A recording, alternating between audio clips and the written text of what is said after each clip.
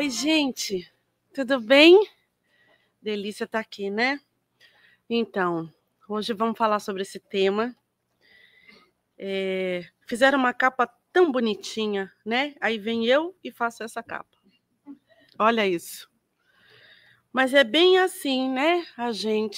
Quando a gente se vê na dor, né? Então, a gente fica meio sem norte, né? E quando vem a dor? Acho que antes da gente falar onde está Deus, vamos entender onde vem esse conceito de dor, o porquê a dor, quando ela se instala, em que momento ela está presente. E ela está presente nas intempéries da vida, né? Seja pelas injustiças, tudo aqui que eu vou falar agora está na nossa lente, tá? E depois a gente vai ajustando um pouquinho essa lente. Nas injustiças, na doença, nas dificuldades, nos problemas, mudanças, tormentos e torturas, as perdas, as violências, as separações. Então, tudo aquilo que realmente, assim, dói até nos momentos em que eu não entendo determinadas coisas. Sabe quando você vê uma situação que você não sabe se é bom ou se é ruim? Não causa uma apreensão? Pode até um pouquinho a dor, por exemplo, de eu vir para cá, né? Mesmo sabendo que seria bom para mim, para minha família, mas o desconhecido me causou um pouco de dor, né? Então, assim, deixar lá atrás aqueles que eu amo também me causou dor. E é isso. A partir do momento que vem, mexe naquele mundinho cor-de-rosa que a gente tem, não tem momentos que a gente fica no mundinho cor-de-rosa? Fica tudo tão bonitinho que eu já começo a pensar, em que momento isso vai mudar? Não é isso? Quando a gente vê, tá tudo tão lindinho, assim, vai chegar essa hora. E às vezes a gente se ocupa tanto nisso que perde a oportunidade de viver de maneira gostosa aquele momento que a vida está te dando, né?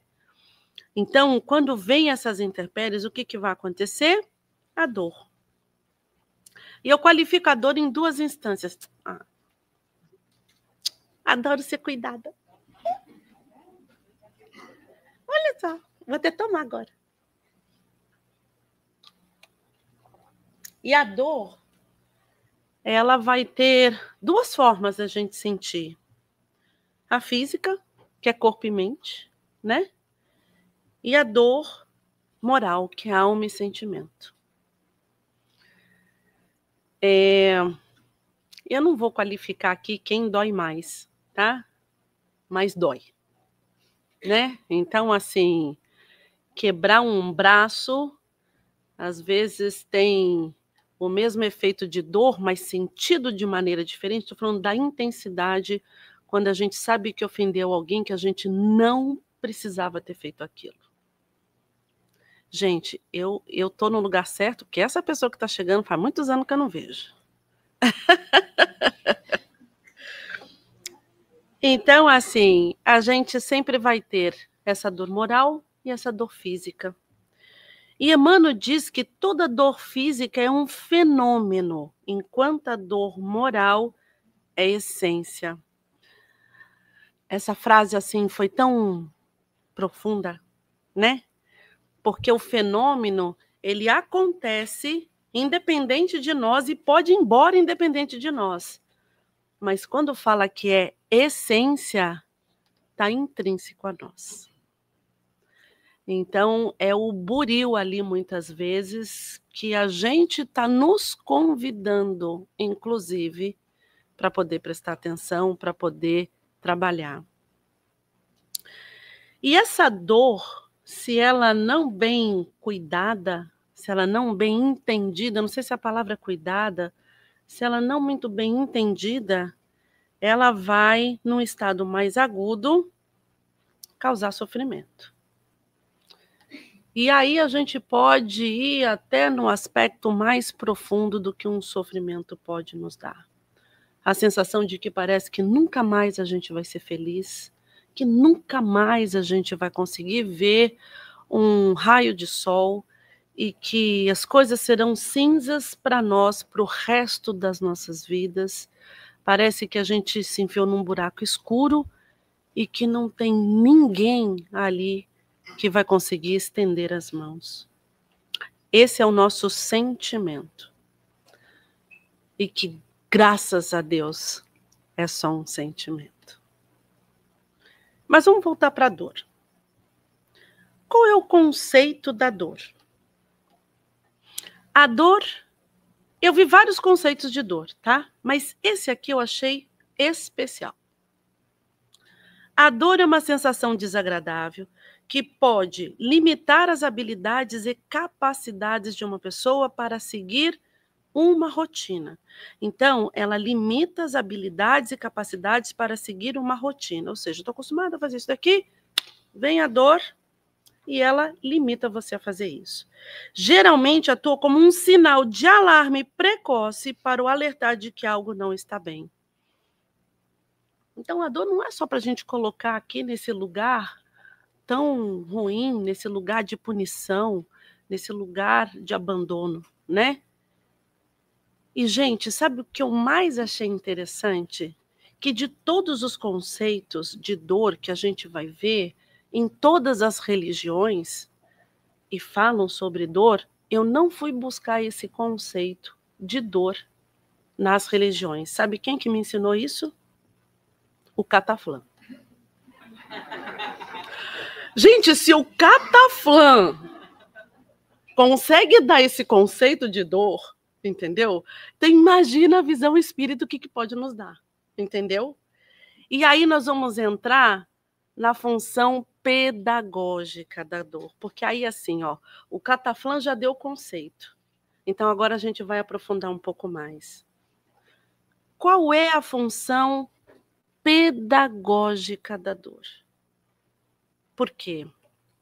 Se aqui que ele diz que ele limita as habilidades e capacidades de uma pessoa para criar uma rotina, porque talvez aquela rotina não esteja fazendo bem. Geralmente eu estou como sinal, alarme de que algo não está bem, então ele é um sinalizador, tá certo? Quando eu estou com muita dor de cabeça, o que eu faço? Eu fico o dia inteiro chorando, lamentando que eu estou com dor de cabeça. Até um determinado momento você faz isso. Ah, não gosto de tomar remédio, não vou ficar aqui. Mas chega uma hora que aquela dor fica insuportável o suficiente para fazer o quê? Você vai levantar e vai fazer algo por você, para que aquela dor vá embora. Então, a dor ela tem essa função de nos movimentar e não de nos paralisar.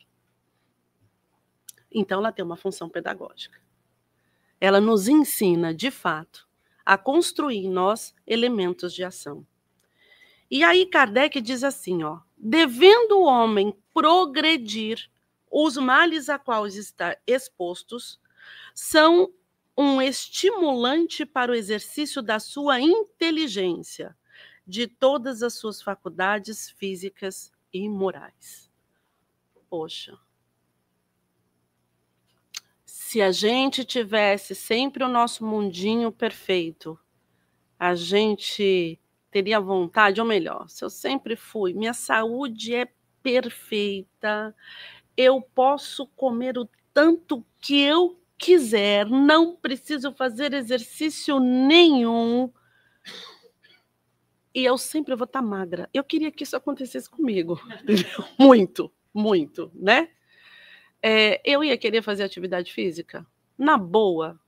Alguns até que são loucos fazem, mas assim, os normais, entendeu? As pessoas normais, vai querer? Não vai, gente. Não vai querer, não vai querer. Oi? Nem falar isso porque a Alessandra tá aqui. Não pode falar com ela aqui. Adora isso aí, Maria. Para quem não gosta, porque Marisa, minha mãe, adora. E não é? Não é? Eu também. E aí o que eu falo, né? Se não houver aí a dor, e tem que ser uma dor suficiente que nos mova. Então, quanto maior é a dor, tenha certeza que maior será o seu movimento de progressão. Isso é algo que eu consegui entender. E quando eu falo é que a gente tem uma visão de saltos no aspecto físico, né? Ou no aspecto material. Mas muitas vezes o salto que a gente vai dar aqui é moral. O salto que a gente vai dar aqui é espiritual. E ele ainda continua. Se não tivesse nada a temer, nenhuma necessidade levaria à procura dos meios. Seu espírito se entorpeceria na inatividade. Gente, já tendo a dor, a gente já fica meio entorpecido, imagina se não tivesse, né? Não inventaria nada e não descobriria nada. A dor é o aguilhão que impede o homem para a frente, no caminho do progresso. E aí a gente pode até pensar no seguinte, vamos pensar quem chegou antes de nós, né? Aqueles que viviam na pedra, não pode ser, não vou nem muito longe, que aí já está muito distante, que eu vou contar uma história que para mim foi muito triste. Desabafar, momento de terapia. Quem daqui é da época que a gente tinha o telefone por programa de expansão, era expansão que chamava? Que você tinha que ficar numa fila imensa para você adquirir uma linha, que era o programa de expansão da Telesp, eu lembro disso, né? E aí cada estado tinha o seu. Era o telefone fixo, claro. Eu estou lá atrás, né? Tem gente que nem era nascido nessa época ainda. Eu não tenho dúvida disso, né? Você, o Grambel, tá ali, ó. Muito bem. Eu lembro que eu, suadamente, eu tentava entrar nesse plano de expansão e eu nunca consegui. Aí veio uma outra modalidade, que era você alugar linhas telefônicas. E eu aluguei minha linha. Aí tinha opção, e era muito caro. E aí eu consegui uma coisa melhor. Eu consegui fazer uma forma de alugar, é como se fosse um leasing.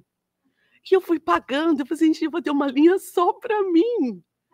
Gente, faltando um mês da última prestação mesmo, acabou esse plano e aí ficou como se fosse uma conta de consumo. Aí eu falei assim, gente, eu fiquei quase 2 anos da minha vida lá botando e no último minuto, não, agora não precisa mais, você só vai pagar o que você consumir. Mas assim, tudo bem, fiquei bem chateada. Mas que maravilhoso saber que hoje, como que é o sistema de comunicação, né? Só que a gente precisou passar para aquelas filas infindáveis, né? Então, lembra na época do racionamento, que você tinha que comprar, estocar. Então, tudo isso gerou para a gente uma série de aprendizados. Para os que estão aqui hoje, eu acho tão bonitinho, crianças hoje que vai na televisão e tenta com o dedinho, né, passar, porque isso está tão intuitivo, né? Então, assim, a minha filha, com a habilidade dela no computador, eu fico. É bem aquelas coisas de Instagram que passa, né? A mãe falando: cadê minha senha? Qual é a minha senha? Mãe, mas você fez o quê? Não sei, você não está querendo me ajudar, é bem eu, né? E a habilidade que as pessoas têm hoje, né? As crianças já nascem de olho aberto, só falta conversar com a gente. E é o que eu digo. Tudo isso faz parte de um crescimento. Foi fácil? Claro que não. Quantas vezes eu queria saber lá a notícia da minha avó que morava no Rio de Janeiro, eu morava em São Paulo, o único veículo era uma carta. E às vezes a carta chegava, ela já tinha ficado doente, já estava boa e voltava com a carta, ó, já fiquei doente, já estou bem, está tudo bem. E nesse ínterim, né? Então, a dor é que nos fez ser inquietos no sentido de querer mais e de buscar mais. E acho que o exemplo maior disso, que a gente vê a dor como um principal aliado, uma ferramenta que gera ação, que gera estrutura, são os esportes. Nenhum atleta para porque sentiu dor. Ele olha para essa dor e ele cria um programa para melhorar aquele músculo, melhorar aquele condicionamento físico para ele seguir adiante. As bailarinas, os pés das bailarinas, isso não as impede de seguir adiante. E a gente, quando tem Alguém que virou, olhou torto para você. Ai, não vou mais trabalhar naquele lugar. Olha o que ele fez comigo, né? Esses somos nós. Diga, meu amor.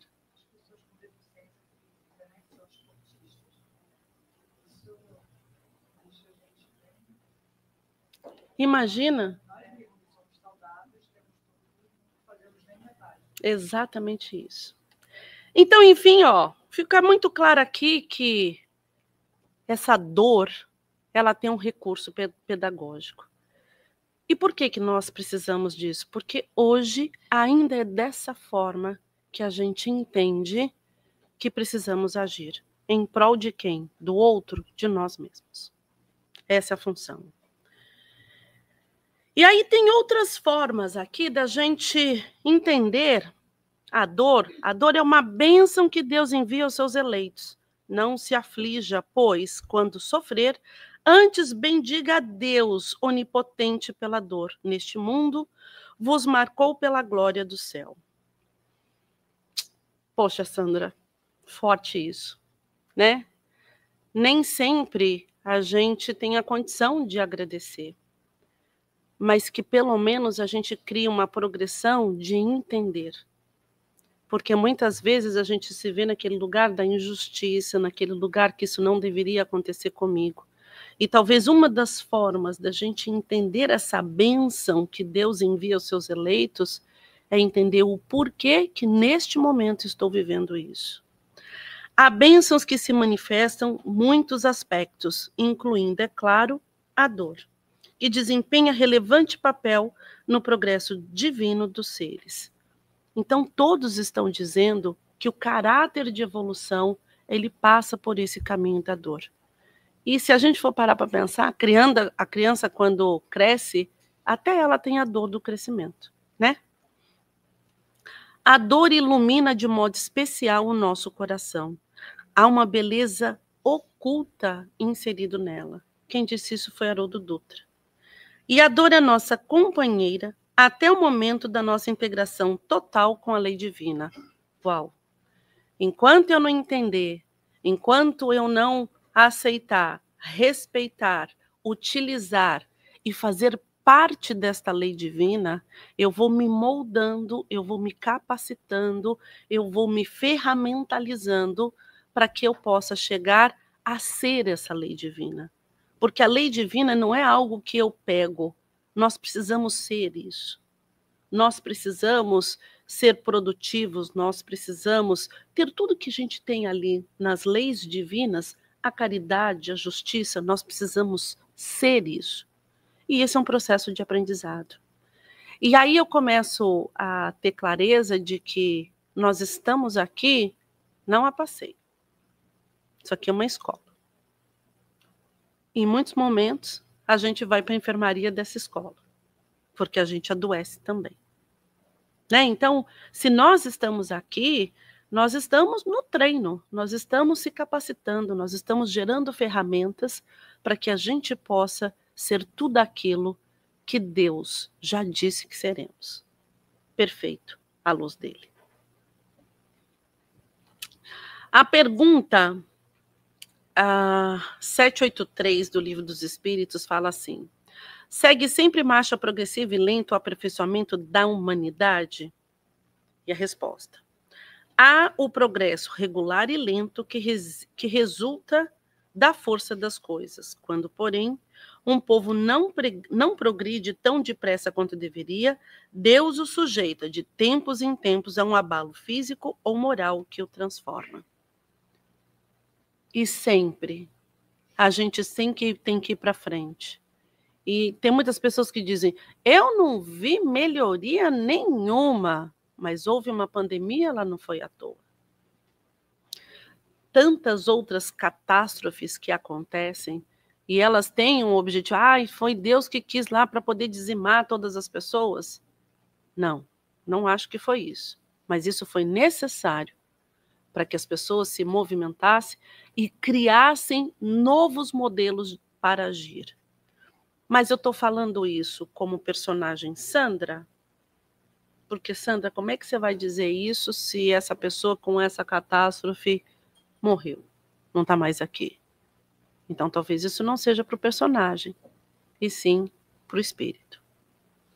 E aí tem uma coisa que a gente começa a compreender a dor sobre uma outra ótica quando a gente percebe que nós somos imortais. A gente percebe que nós estamos aqui em evolução. E a evolução leva tempo, leva ferramentas. E essas ferramentas vão ser dadas para a gente ao longo da nossa trajetória enquanto espírito, não enquanto personagem. E aqui a gente fala, quanto mais eu vou aprendendo, mais eu vou subindo nessa escala do conhecimento até chegar à perfeição. Todo mundo aprende da mesma forma? Não. Quem tem filhos em casa sabe muito bem isso, né? Você tem 3 ou 2 crianças estimuladas da mesma forma, não necessariamente elas respondem da mesma maneira. Tá certo? Então eu preciso encontrar a forma em que o filho A tem uma resposta e que talvez seja diferente do filho B. Temos pessoas que colocam seus filhos em escolas diferentes, porque essas escolas dão estímulos diferentes, que vai fazer com que esse meu filho consiga se desenvolver de acordo com as habilidades que ele tem. Embora muitos de nós entendamos que todo mundo tem que estar na mesma régua, e às vezes não funciona. Por isso que hoje eu admiro demais, que é um exercício que eu tento fazer, quando eu reconheço algumas pessoas que querem medir o esforço da outra pessoa por ela mesma, e não por ele. Isso é mágico. Quando você olha que aquela pessoa deu um salto daqui para cá de 2 milímetros, só que para ele isso vale muito. E aí eu estou dizendo, euzinha também, gente, só isso? Eu sei fazer mais. Eu dou quase 1 metro. Mas essa é a minha construção de vida. Essas foram as minhas experiências, as minhas dores que me chegaram até aqui. Isso não quer dizer que o outro tenha passado por isso e que dê esse resultado. Acho que daí é muito importante a gente olhar o outro pelo outro. E aí você começa a diminuir muito as expectativas que a gente cria das outras pessoas, porque a gente quer que as pessoas façam o que elas fazem aos nossos olhos. E, de repente, é aquilo que elas conseguem. É aquilo que está dentro dos limites delas. E todo mundo vai andando, né? Nessa escaladinha. Ora a gente dá 2 passinhos para frente, aí a gente cai um degrau, aí vem um empurra, aí você fica sentado num degrau e fala, gente, tanta coisa para subir, eu vou ficar aqui um cadinho. Aí vem alguém, estende a mão. E esse é o nosso dia a dia. Essa é a nossa jornada de evolução. Se a gente entendesse que a dor estaria nesse lugar do conhecimento, talvez a gente trocaria até o nome de dor por desafio. Não tem muitas pessoas que falam, eu estou com desafio. Porque qual que é a diferença? Porque desafio causa dor. Só que o desafio te estimula, né? Peraí, esse trem aqui está difícil, mas eu vou dar conta dele. E aí você cria competências, você cria ferramentas internas para que você possa seguir adiante, né? Para que você tente ultrapassar aquela situação. Mas, invariavelmente, como que a gente entende a dor quando chega para nós? Aí aqui tem a Lucilena Galvão, uma filósofa, que ela fala, a visão humana da dor. A dor, ela está associada sempre a um caráter negativo. A felicidade está associada ao prazer e conforto, e não ao crescimento. E aí a gente vê que, assim, quando as pessoas passam por um processo, por exemplo, um processo de perda de um ente querido, né? A pessoa está em dor. A dor da saudade, a dor da perda. E aí o que acaba acontecendo? As pessoas que estão mais próximas, por entender que a dor tem um caráter negativo, elas querem tirar essa pessoa da dor de qualquer maneira. E às vezes fala assim, para de chorar. Não chora porque isso vai fazer mal para ele. Para de ficar sofrendo, porque já faz muito tempo. Isso já passou. para ela não passou. A gente tem que respeitar esse momento dela. E eu entendo que essas pessoas querem fazer isso, nós fazemos isso, no sentido de querer ajudar a tirar aquele sentimento. Mas é aquele sentimento que ela precisa elaborar, por isso que a gente fala elaborar o luto. É criar aí ferramentas internas para entender e passar por esse processo. Ah, você vai esquecer? Você vai deixar de sentir saudade? Não estamos falando disso. Mas a elaboração de como eu lido com algo tão difícil, com algo que mexe na minha alma. E aí o que a gente acaba falando muitas vezes? Que isso é castigo de Deus. Por que isso foi acontecer justamente comigo? Deus me abandonou. Ele simplesmente me deixou aqui sozinho. Por que comigo? Eu sou uma pessoa tão legal, nunca fiz mal para ninguém. Por que isso foi acontecer justamente comigo agora? Eu pedi tanto para Deus, eu pedi tanto para que Ele me ajudasse, para que essa pessoa não fosse embora. Então, assim, quantas vezes eu ouço as pessoas falando, mas eu rezei tanto, eu falei para Deus que eu faria qualquer coisa para Ele, mas que Ele não levasse a minha mãe. E Deus levou. Eu não mereço isso. Não é justo que isso aconteça comigo. E por que a gente tem esse comportamento? Existe uma coisa que eu achei muito bacana que a Lucilena fala, que a gente humaniza algumas coisas que estão mais em nível espiritual, muito mais acima do que nós. Se nós estamos em dor, e às vezes a dor, ela é reconhecida por nós. Quando que a gente reconhece isso? Quando a gente começa a gerar um conhecimento e entender se isso chegou até a mim, que há de haver uma responsabilidade em mim. E quando eu falo responsabilidade, não é que eu sou o culpado daquela situação. Existe algo que eu preciso entender nisso. Por isso que eu chamo de responsabilidade. Porque esse entendimento é seu e não é de mais ninguém. Eu não posso responsabilizar uma pessoa porque o outro partiu desse mundo para outro. Mas eu preciso entender este processo de despedida, que nós também não somos treinados para isso. Então, muitas pessoas acabam dizendo que, num processo de despedida, eu quero ir embora junto com essa pessoa. Parte de mim morreu. Talvez esse é o convite dessa elaboração. E muitas vezes a gente não olha a dor com esse caráter pedagógico que vai te ensinar, e simplesmente como punitório, como punitivo, melhor dizendo.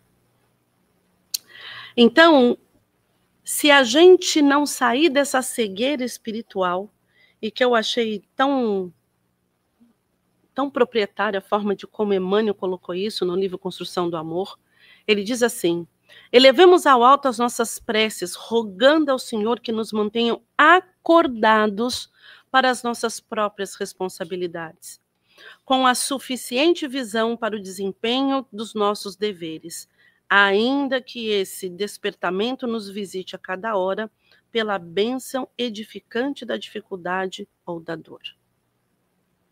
Nós estamos aqui para passar pelas nossas provas. Nós estamos aqui para experimentar a nossa musculatura, só que da alma. E para isso a gente sempre vai ser convidado a fazer exercícios cada vez mais edificantes, para que possa trabalhar melhor ainda a nossa capacidade de estar saudável espiritualmente. Embora dá vontade da gente ver que está tendo uma chuva lá fora e não ir para a academia, né? Mas Deus invariavelmente vai trazer a academia dentro de casa. Acho que essa é a grande sacada.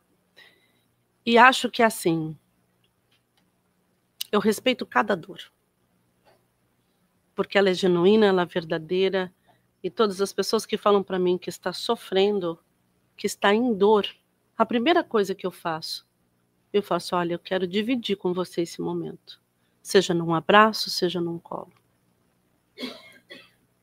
Mas eu também não posso dizer que é a dor que vai nos dar a maturidade de entender quem nós somos, que vai nos dar a maturidade de tomar decisões com mais qualidade. É a dor que vai nos dar a condição de fazer a seleção daquilo que realmente é essencial para nós, em detrimento daquilo que não é. Tem uma frase do livro Pequeno Príncipe que eu adoro, que é quando o Pequeno Príncipe está indo embora e a Rosa, no primeiro momento, ela fica bem chateada com ele, que vai deixar ela sozinha. E ela fica emburrada, chateada. Aí, no final, ela... Ok, então se você vai embora para outros mundos, você pode ir. E aí ele vira para ela e fala assim, olha, eu vou te colocar então na redoma. É aquela... Sabe aquele tampo de bolo? Eu sempre vejo redoma assim, né? O tampo de bolo, acho que é isso. E aí ele falou assim, então eu vou para que você não passe frio, para que nenhum bicho possa comer as suas folhas, eu vou colocar você na redoma. E ela vira e fala assim, não. Se eu precisar que algumas larvas comam parte de mim, e mesmo assim eu consiga ver o sol, não precisa colocar redoma. Eu acho isso, assim, de uma nobreza, porque eu tenho a certeza que a gente, antes de vir para cá, falou assim, espiritualidade, pode mandar tudo aqui para mim. Tem doença? Pode vir que eu tô. Chefe chato, aquele filho insuportável, pode vir. Aquele cunhado, então, nem se fala, pode vir. Aí quando chega aqui, cadê a redoma? Onde foi que colocaram a minha redoma? E aí eu acho muito legal, assim, não tem endereço errado. Só tem propostas que às vezes a gente não consegue entender no momento. Por que que a gente não consegue entender no momento? Porque a gente ainda é muito pequeno. A gente é nenê. E nenê não entende de física quântica.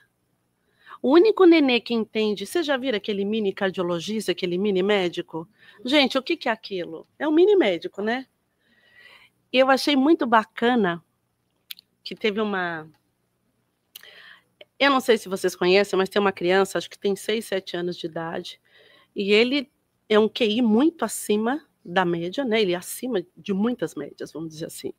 E ele consegue, ele já tem hoje, ele já é um youtuber, onde ele consegue dar diagnósticos em várias áreas da medicina.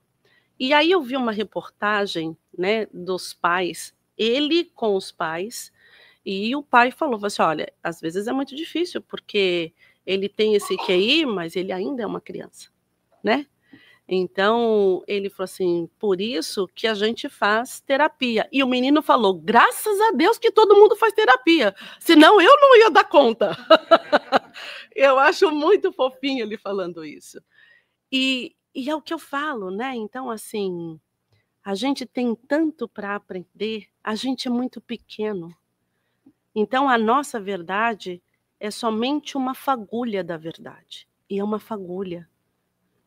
Porque tem tantas outras variáveis. Aquilo é uma verdade dentro do teu conhecimento, tá certo? É o que eu falo. A criança, dentro do chiqueirinho dela, ela vê um mundo de possibilidades. Mas nós, dentro de casa, vemos outro mundo de possibilidades. O empresário vai ver um outro mundo de possibilidades. E assim sucessivamente. Adirá a gente enquanto espírito. Então, muitas vezes, eu fiz um acordo comigo, que estou tentando cumprir, que é assim, todas as vezes que vem uma dor e eu não entendo por quê, eu falo, Deus, eu aceito, mas eu só preciso que você me ajude a me dar ferramentas para eu passar por isso. Porque muitas vezes eu não sei. E quero ser, pelo menos com ele, humilde o suficiente para dizer, me ajuda aí, porque agora deu ruim. E, porque aqui ficou tudo vermelhinho. E aqui, a gente, depois que eu vi do prefácio do Libertação, eu só fico falando do peixinho vermelho. O peixinho vermelho, ele é muito fofo, porque o peixinho vermelho somos nós, se a gente for encarar a dor dessa forma, como o peixinho vermelho faz, que foi muito parecido com a rosa. O peixinho vermelho, ele é um prefácio do livro Libertação. Mas aqui também nesse site, tem aqui o Passatempo Espírita, tem toda a historinha do peixinho vermelho. Então, vou contar rapidamente. O peixinho vermelho, ele vivia lá num... Como é que chama isso? Um chafariz, onde tem os peixinhos, tá? E esse chafariz, a água desse chafariz, não é bem um chafariz, mas vamos dizer que seja. Ele passa por uma grade, sabe essas galerias, tem aquelas gradezinhas assim, e a água passa por lá. E aí o peixinho foi jogado lá e ele vivia num lugar onde assim as pessoas não cuidavam muito desse lago artificial. Então tinha muito lodo, mas tinha tudo lá que ele precisava, né? E ele vivia com os outros peixes. Só que o peixinho vermelho era pequenininho e os outros peixes enormes, gigantes. E aí, o que ele vivia? Ele vivia numa correria, como ele está dizendo aqui, constante. Era perseguido pelo calor ou atormentado pela fome. Por quê? Porque quando vinha a comida, os peixes maiores pegavam a comida. E quando eles queriam se colocar num lugar um pouco mais refrescado, eles entravam naqueles buracos que tinham naquele lago. E aí ele pegou e falou assim, meu Deus do céu, eu não posso fazer nada aqui. E aí, assim, tinha um pouco de dor aqui, né? O incômodo, porque nem bem eu estou passando fome, eu não tenho lugar para poder ficar. E aí ele falou, bom, o pobrezinho tinha muito tempo para lazer. Por esse motivo começou a estudar com bastante interesse. Isso que eu achei muito legal. Como ele não conseguia ter nada, então ele não conseguia comer porque não tinha espaço para ele. Ele não conseguia se esconder porque também eles já faziam isso. Então ele ficava sempre parado no mesmo lugar, ou seja, sempre estava estagnado. Ele falou assim, bom, já que eu tenho muito tempo aqui, eu tenho dois caminhos. Ou eu me conformo com essa situação e sofro e lamento por ela, ou eu vou começar a estudar. E aí que foi o que ele fez? Contou a quantidade de ladrilhos que enfeitavam as bordas. Deixa eu ler por aqui. As bordas do poço, anotou todos os buracos que estavam existentes neles com precisão, aonde se reunia a maior quantidade de águas. Depois de muito tempo, encontrou a grade de escoamento de água. Ou seja, eu vou começar a focar na solução. Isso aqui já não serve mais para mim. E essa tomada de decisão é nossa, não é de ninguém. E aí o que ele fez? Começou a identificar uma forma de querer sair de lá. E aí ele vai dizendo o seguinte, percebendo a oportunidade de uma aventura benéfica, pensou consigo mesmo, não será melhor pesquisar a vida e conhecer outros rumos? Optou pela mudança. Para conseguir atravessar pela estreita passagem, perdeu várias escamas. Com grande sofrimento, apesar de estar muito magro pela comida, fazendo votos otimistas, avançando confiante pelo cano d'água. Não crescemos se a gente não deixar para trás algumas coisas. Fica muito difícil, porque crescimento eleva. Se a bagagem está pesada, você não consegue crescer. Para eu subir, eu tenho que me tornar mais leve. E para eu me tornar mais leve, eu preciso me desapegar de algumas coisas. E esse desapego pode até estar associado aos aspectos materiais, como também os não materiais. Bem-aventurados os aflitos. O homem pode suavizar ou aumentar o amargor de suas provas, conforme o modo por que encare a vida terrena.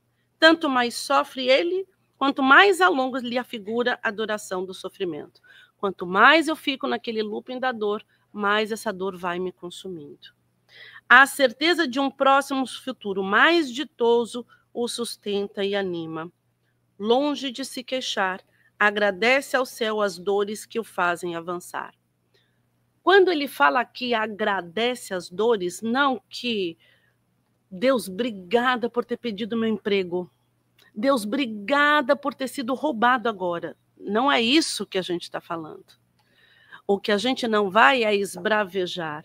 A gente não vai se revoltar por algo que naquele momento se fez necessário, mesmo que eu não entendo por agora. Então aqui o silêncio já é um agradecimento a Deus. O tentar entender já é um agradecimento a Deus. Daí tira ele uma calma e uma resignação tão úteis à saúde do corpo quanto da alma, ao passo que, com a inveja, ciúme e ambição, voluntariamente se condena à tortura e aumenta as misérias e as angústias de curta existência. Então, quando eu olho para tudo isso, o que eu entendi? O que representa esse aspecto de dor? Então, eu entendi uma coisa, que primeiro, Deus é soberanamente bom e justo. Ele nos orienta pelo caminho do amor e para o caminho do amor. É que às vezes a gente atrapalhado, a gente escolhe um outro caminho para a gente aprender a lição. Mas sempre tem dois, ou pelo amor ou pela dor. Favorece o nosso crescimento, nos municiando de tudo o que precisamos. Coloca os desafios que ele sabe que damos conta de superar. E a gente dá conta, porque ele faz a nossa malinha quando a gente sai de lá com tudo que a gente precisa para dar conta de todas as coisas. A gente pode, num determinado momento, não achar de bate-pronto a ferramenta. Mas, invariavelmente, quando você olha para trás e passou por aquela circunstância, porque você achou a ferramenta. E ele nos ama e nos cuida incondicionalmente. Mas ele é um pai que ensina, é um pai que quer ver o seu filho progredir, é um pai que quer ver o seu filho sendo capaz de fazer isso e muito mais do que estamos fazendo hoje. E aí Meimei, que é uma fofa, uma linda, eu amo Meimei. Eu já até combinei que eu vou encontrar com ela, não sei quando, mas eu vou. Ela diz o seguinte: a dor é nossa companheira até o momento de nossa integração total com a lei divina. Lembra que eu coloquei isso lá no começo? Recebe-nos no mundo, porque quando a gente nasce não é fácil, né? A gente não chora, porque cheguei Brasil, não é isso, né? Recebe-nos no mundo, oculta nos berços enfeitados, espreita-nos no colo materno e segue-nos na experiência infantil. Depois, nos observa a mocidade, misturando seus raios, quase sempre incompreensíveis, com os nossos cânticos de esperança, e atravessando pórticos de nossa comunhão com a madureza espiritual. Incorpora-se à nossa luta de cada instante, respira conosco, infatigavelmente marcha ao nosso lado, passo a passo, e, ainda que queiramos, lê, sem palavras, para o nosso coração, a cartilha da experiência. Então, algo renovador se realiza dentro de nós, sem que percebamos. E, um dia, comparece em nossa estrada, conduzindo-nos à morte e à aparente separação. Mas, se aceitamos as bênçãos do seu apostolado sublime, converte-se a estranha companheira dos nossos destinos, em suave benfeitora, preparando-nos para a vitória divina, de vez que só ela é bastante forte e bastante serena para nos sustentar para o ingresso feliz no reino celestial. Eu acho isso lindo, como ela consegue olhar a dor como a nossa professora do primário. Eu tenho a minha professora do primário, que é tia Hilda, não me esqueço até hoje, e o quanto que ela foi essencial para mim, porque era difícil aprender. E ela foi aquela mão generosa. Mas e aí? Aonde é que está a dor? Ou melhor, onde é que está Deus? Aonde que ele se encontra no momento em que a dor está no seu ápice? E aqui eu vou finalizar com algumas imagens que eu vejo que Deus está exatamente dessa forma. Naquela mão que te estende no momento em que você menos espera. Aquela pessoa que te dá um abraço que você nem sabe quem é. Aquela pessoa que olha para a tua necessidade sem te julgar, simplesmente vai lá e ajuda. Aquela pessoa que você mesmo está se colocando como não sou digna de ninguém me tirar da onde eu estou. E ela, de uma forma tão generosa, fala, daqui a mão, está todo mundo no mesmo barco. Ela não te julga. Então Deus está aí. Deus está no abraço da mãe, no braço que te ergue. Deus está, muitas vezes, te carregando no colo, porque você não está nem em condição de seguir adiante. Então, todas as vezes que você pensar onde está Deus, com certeza Ele está te sustentando nos momentos mais difíceis que a gente está passando. Muita paz.